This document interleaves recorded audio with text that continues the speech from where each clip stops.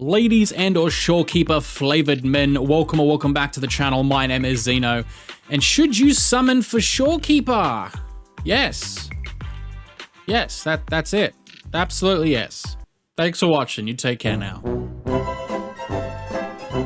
Serious note, yes, if you can afford to, you really should summon for Shorekeeper if you do not have her. As you've probably heard time and time again playing various other gacha games maybe across your lifetime or just from other creators across the space, everyone hates the term that I'm about to say, which gets everyone dislikes and heated comments. A must-pull unit. However, Shorekeeper is, in my opinion, the closest thing in the game's history to a must-pull unit.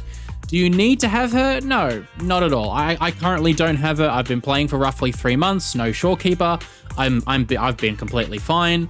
However, yes, it does generally impact my account and the teams that I myself play with that I don't have Shorekeeper. But I also have a small roster to draw from, so my personal experience may differ from other players who have maybe played longer, summoned more units overall, so you can actually create more team comps.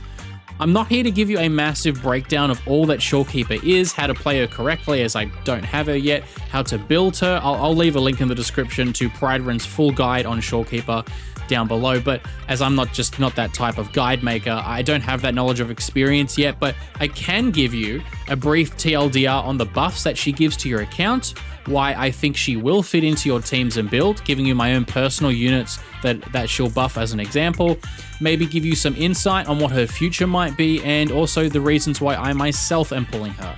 Firstly though, if you enjoy my casual videos, remember to like the video so YouTube knows it doesn't totally suck. Subscribe if you're new, become a member of the channel to support me directly, or join the Discord to chat to the community there.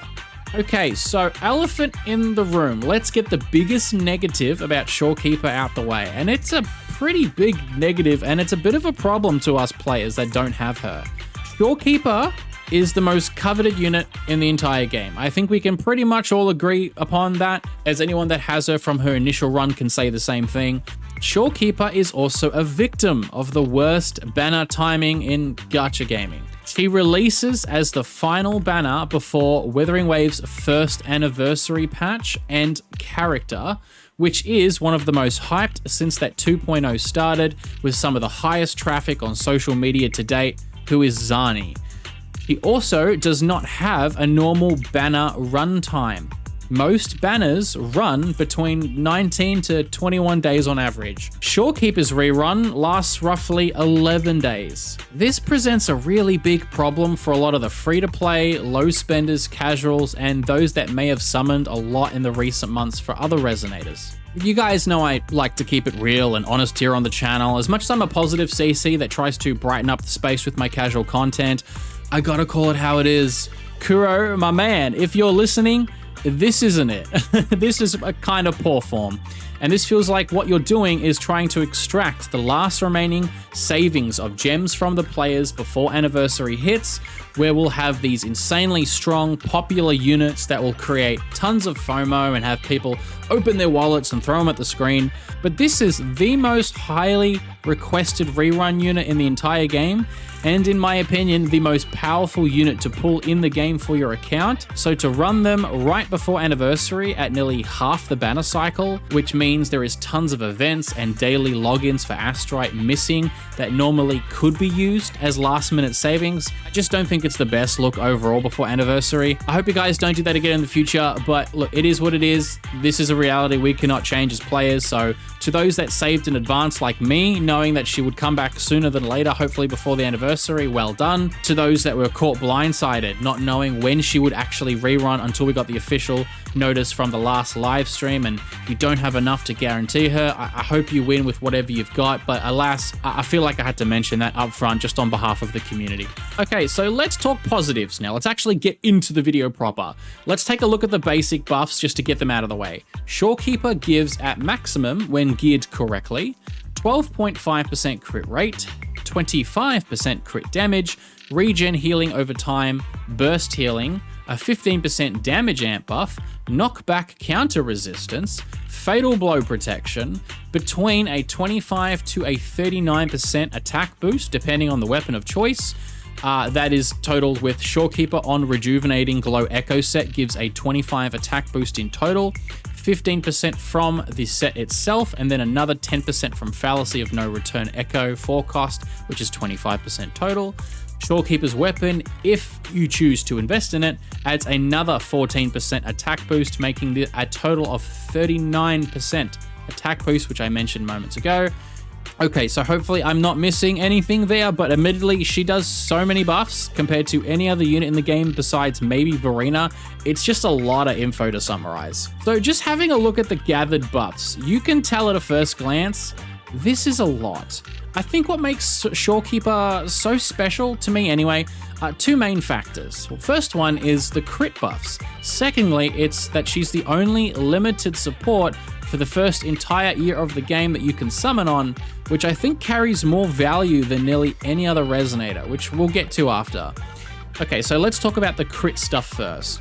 Like Shorekeeper's attack buffs, damage amp, the healing, her fatal blow protection, like that's really good stuff overall, but I think the crit buffs are next level good. These buffs can fix builds. A 12.5% crit rate alone is nearly 2 low value minimum crit rate substats, which can come in at 6.3%, I believe, which is more common amongst echoes than you think, especially for the unlucky and casual players rolling echoes. For example, this is one of the main teams Shorekeeper will be going into for me on my account. My Carlotta has a 74.3 crit rate and a 304.2 crit damage, which I personally think is really good for my account standing. I add Shorekeeper in the team on top of that, she will jump up to an 86.8 crit rate and 329.2 crit damage. When you chuck on all the other buffs on top and the healing, that is a monster Carlotta. She'll be doing so much more damage than previously. Her other teammate for my team will be Chang-Li, which has been upgraded since my last progress report video with Lucky RNG actually, which has been kind of nice. She has currently a 79.1 rate and 277.2 damage. With Shorekeeper, she jumps up to a 91.5% crit rate and a 302.2% crit damage. Maybe, finally, my Chang-Li will actually do some decent level damage now in a dual carry team with Carlotta, as I'm missing both of their personal best in slot units in Brand and Jeje. This is just my own personal example, but if you're still on the fence for Shorekeeper, just take a look at the crit stats alone. Would a 12.5 and 25% really push you over the edge and make your favorite units more competitive, more comfortable, and more fun to play? The answer will almost undoubtedly be yes. The thing about Shorekeeper's buffs and crit buffs is that she basically fits into any team comp in the game as of current, and as either the top best in slot option or basically the runner-up best in slot option. Yes, there is a few select niche team setups that might favor other supports like Verena or units like maybe Sanhua. Another example from my personal experience, my Phoebe team, which at the moment is Spectro Rover and Verena. Shorekeeper's rotation time is far longer than Verena's, and her crit rate buffs would be a waste on my Phoebe, as mine personally has a 98% crit rate with her Echo set. So Verena is actually the better option for me, with Shorekeeper going to maybe a different team so I can use her in Tower Adversity or Whimpering Waves to boost them more fully. I know the Havoc team just got a semi-buff recently in the 2.0 expansion so far. She got a semi-buff in Cantarella, and depending on your previous options, Rosia, so you can use characters like Kemi, and then coupled with a Rosia, Cantarella, a Sanhua, Verena's still good as well. So that might be more than fine, or even better. So again, using Shorekeeper somewhere else might be more synergistic for you. This leads into my second thing that I think what makes Shorekeeper so special. She is still, as of recording, pre-anniversary, the only limited 5-star resonator released that you can summon in Wuthering Waves in its first entire year on the market. Consider what that means objectively. Kuro decided that, for better or for worse, when they created Shorekeeper and released her, well, maybe she was too strong, she's too universal, she's too easy to use or to build. They future-proofed her with meta teams and potential rosters and resonators in mind. Shorekeeper is her. She is the support of the game. For her to possibly be dethroned as the premium option for 95% of the game's entire current roster, they would need to create a definitive monster support that offers either two things. Either better overall buffs, which would mean the game's heading down a pretty bad path of power creep, or they create more niche supports that hyper buff a certain style of gameplay or element exclusively, to the point where you won't use them outside, let's just say, the fusion element, for example. But in that fusion team, that potential unit might do overall more than the Shorekeeper would. Even then, let's just say you don't like the new unit that is that niche support for that elemental playstyle, or you just can't afford to summon for them at the time of release. The slim chances of Shorekeeper still not being the second best or even third best option with all of her buffs, it's just not likely. I will admit, looking at the game's current release of units since I started in 2.0, we've had a little bit more exclusive style characters that do dip into the waters of sub DPS that can heal, shield, buff skill damage, certain different elements, attack boosts, etc. So if you want to look at the game's state broadly, there is absolutely a chance that they will release more niche supports that might fit teams that you want to build in the future. They have introduced new debuffs for each of the elements, and they definitely will capitalize on that in the months to come, and they will focus on that more, and that might lead as well to normal crit and attack-based DPS falling slightly off, but only if we're really talking high-end game meta, and again, I still don't think that really matters.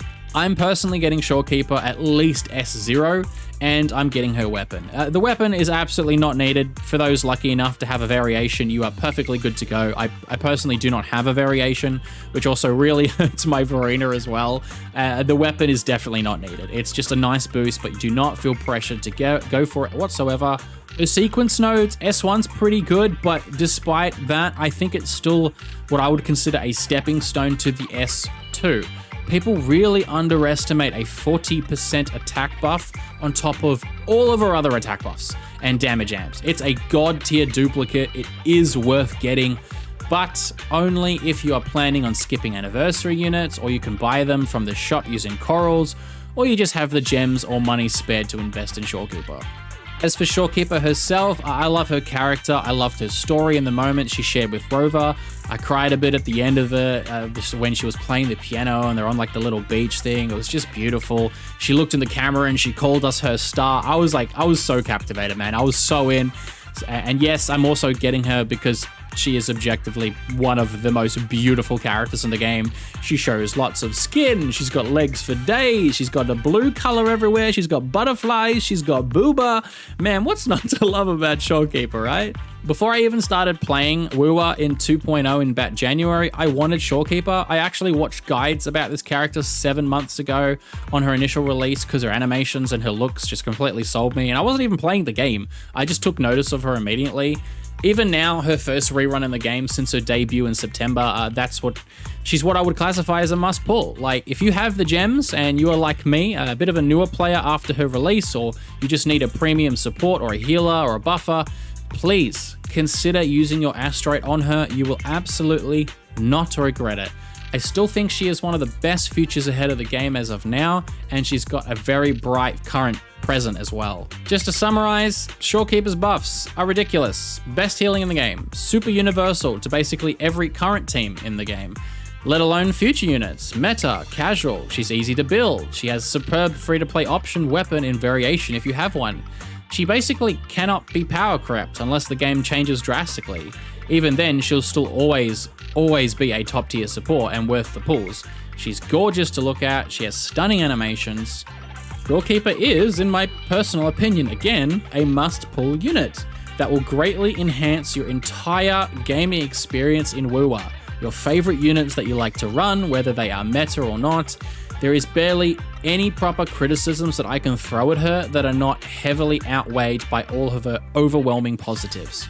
But of course, just because she is what I would classify as a must-pull, like I said at the start of the video, you'll be fine without her. Like, if she's caught you at a bad time before the anniversary, the limited banner duration, you've got eyes on Zani or Chakona, or even potentially Heya after the 2.2 story, which many people fell in love with her, myself included. It is perfectly fine to skip her, and maybe if she still holds the same weight in another 5 or 6 months on a second rerun, if not sooner, you can try and pick her up then. Alright, well that pretty much wraps up today's video on Shorekeeper. Truly, the best of luck to each and every one of you who don't have her and are pulling for the first time. I myself will record my pulls for a video if you're curious how I go, or if you're just hunting down her sequence 1 or 2 or even further. Let me know how you go, what you're after, are you pulling, are you not pulling? Let me know in the comment section down below.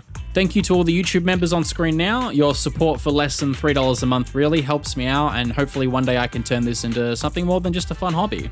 All in all, I hope you guys enjoyed my take on Shorekeeper. Let me know if I got anything wrong or I missed something to correct me. Remember to follow me over on Twitter or join the Discord to chat to me there, and I'll catch you guys on the next one.